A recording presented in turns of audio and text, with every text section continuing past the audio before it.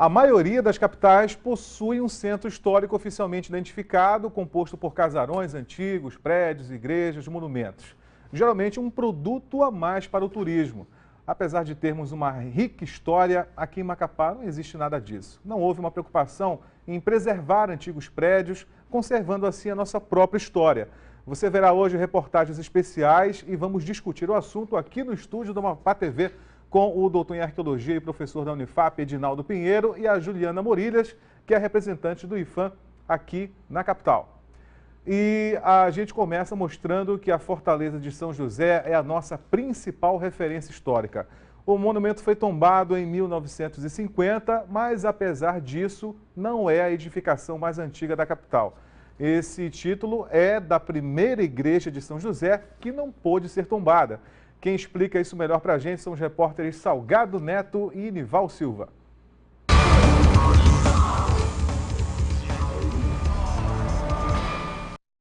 A Igreja Matriz é a edificação mais antiga do estado. A construção teve início 6 anos antes da criação oficial da Vila de São José de Macapá e foi inaugurada em 5 de março de 1761. Este quadro retrata como era a igreja e o entorno dela. 252 anos após a inauguração, a Igreja Matriz permanece do mesmo jeito. Mas os prédios ao lado foram completamente modificados. Apesar da Igreja de São José ser a edificação mais antiga, o tombamento como patrimônio histórico já foi descartado pelo IFAM, devido a uma reforma feita no fim da década de 40 que descaracterizou a construção. Atrás da Igreja de São José é o local por onde a cidade de Macapá começou a ser formada. Uma região carregada de historicidade, conhecida como Largo dos Inocentes. Entre as hipóteses para o nome Largo dos Inocentes, a mais provável, mas que pouco permanece viva na memória dos mais velhos, é a seguinte: as crianças que nasciam mortas e não eram batizadas eram enterradas neste local, bem atrás da Igreja de São José. Seu Zé Maria tem 98 anos de idade e veio morar no Largo dos Inocentes no início da década de 40. Ele é um dos poucos que permanece no local. Só tem uma casa ou duas, né?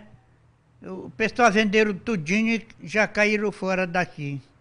Sou eu que estou aqui. Eu cheguei em 45 aqui em Macapá. Já morando aqui? Né? Já morando aqui? Já morando aqui. Eu comprei aqui, isso era um terreno baldio. Eu comprei e armei a casa aqui. Para a presidente da Confraria Tucuju, entidade que trabalha no resgate da história e da memória cultural do Largo dos Inocentes, um dos principais prejuízos que a população amapaense sofreu foram com os documentos históricos. A grande maioria dos documentos oficiais está em museus e bibliotecas fora do estado.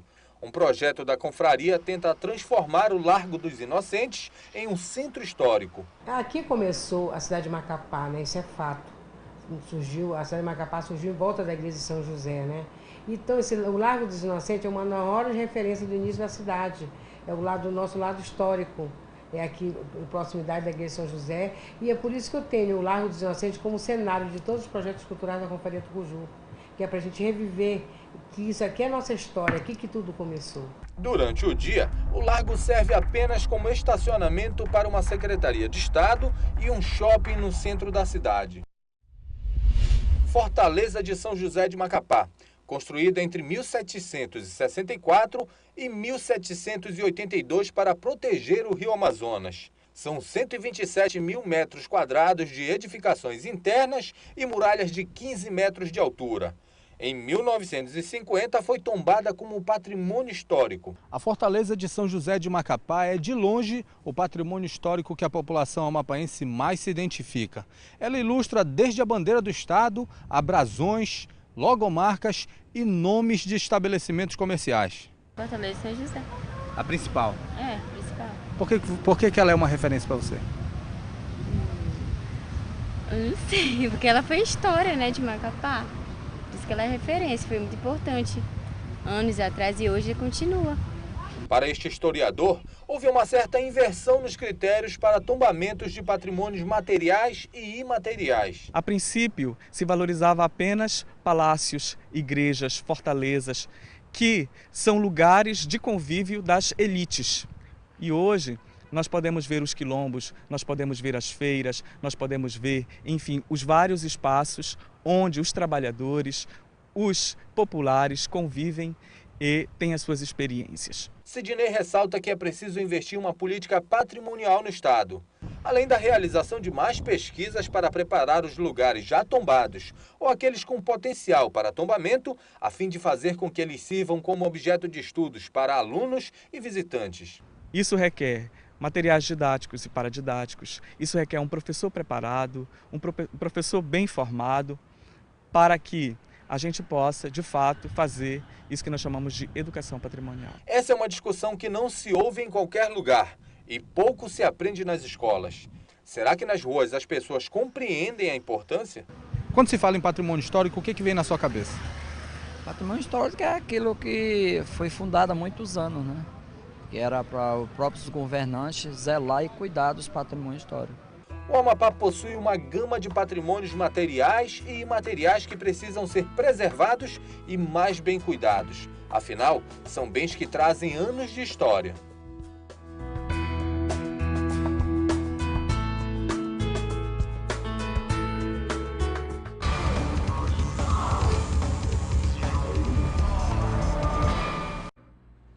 Vamos continuar falando desse assunto agora aqui no estúdio do Amapá TV. A gente vai conversar aqui com a Juliana Morilhas, que é a superintendente do IPHAN, que é o Instituto do Patrimônio Histórico e Artístico Nacional, é responsável por identificar, fazer o registro e tombamento desses lugares também. E aqui ao lado dela está o Edinaldo Pinheiro, que é doutor em arqueologia, é professor também da Unifap. Boa tarde para vocês, obrigado por ter aceitado o nosso convite. Vamos começar aqui com o Edinaldo Pinheiro. Doutor, no interior do estado, a gente falou muito aqui da capital, mas no interior do estado existem lugares com potencial, na sua opinião, para serem tombados? Qual é o primeiro lugar que vem à sua mente nesse momento? Olha, a base aérea do Amapá. Tá? Além da base aérea, que a gente vem desenvolvendo projetos já há muito tempo, nós temos também o Mazagão Velho, tá? Que tem um potencial também fantástico, né? Ainda não existe esse processo de tombamento, tá? E Macapá também. Mas sobrou alguma coisa na base aérea lá? Porque a base aérea está abandonada, debaixo de chuva, sol. Sobrou alguma coisa para contar essa história, para organizar? Sim, existe ainda vestígios, evidências ainda desse período histórico que é significativo, que é a Segunda Guerra Mundial. Inclusive, a gente já faz parte de um projeto de revitalização dessa base aérea, tá? Que está sendo construída a partir da Secult, a Unifap e outras instituições. Então, tem muita coisa ainda que pode ser feita, ainda recuperada. Superintendente do IPHAN, agora a Juliana Morilhas, a reportagem do Salgado mostrou que a igreja de São José não pôde ser tombada porque houve uma descaracterização da obra nos anos 40, houve uma reforma por lá, né? Foi tão grande assim, a ponto de mexer com descaracterizar mesmo o prédio? Não. Está descartado completamente? Não, de maneira nenhuma. Na verdade, a igreja ela passou por algumas intervenções, né, ao longo dos séculos, mas ela não está descaracterizada. Inclusive, agora, nesse mês, nós recebemos uma engenheira civil do IPHAN, especialista em conservação e restauração de monumentos, que fez um laudo a respeito da igreja, e apesar de modificada, ela ainda assim tem valor arquitetônico e principalmente ela tem valor de referência cultural para o povo do Amapá e para o povo daqui da cidade de Macapá. Então, mesmo que ela tivesse descaracterizada, esse valor que ela tem como referência cultural, né, como um marco referencial para a memória, para a identidade das pessoas, ainda assim a caracterizaria como patrimônio. Então, tem chance ainda então de ser tombado? Com certeza. O IPHAN vem trabalhando em conjunto com a Prefeitura Municipal de Macapá para proceder ao tombamento da igreja em nível municipal. Qual processo está mais adiantado agora para registro ou tombamento? Porque tem essa diferença de registro e tombamento. Vamos explicar qual é a diferença. O registro é um instrumento de preservação utilizado para a preservação de bens de natureza imaterial, que é o que, por exemplo, a gente vem trabalhando para fazer com o Marabaixo. O IPHAN vem trabalhando também em parceria com a Prefeitura Municipal e com o Governo do Estado do Amapá para fazer o registro do Marabaixo como patrimônio cultural brasileiro. E para isso, a partir da semana que vem, nós começaremos a visitar as comunidades, aos grupos marabaxeiros, para fazer desse processo o máximo participativo possível. Né? Então, o registro é para os bens de natureza imaterial e o tombamento é um instrumento que se utiliza para os bens de natureza material, que é o caso da igreja e da Fortaleza de São José. Doutor Dinaldo, por falar em igreja, né, lá a gente tem, o senhor falou agora, deu esse exemplo lá de Mazagão Velho, lá tem essa história riquíssima também, foi um lugar colonizado por marroquinos, fugindo da guerra lá entre os mouros e os cristãos. E recentemente foi criado um mausoléu para receber os restos mortais que foram encontrados nas ruínas da antiga igreja lá de Mazagão Velho, mas estão guardados de forma assim, inadequada, né? Justamente, a gente inclusive já fez denúncia alguns anos atrás sobre essa situação.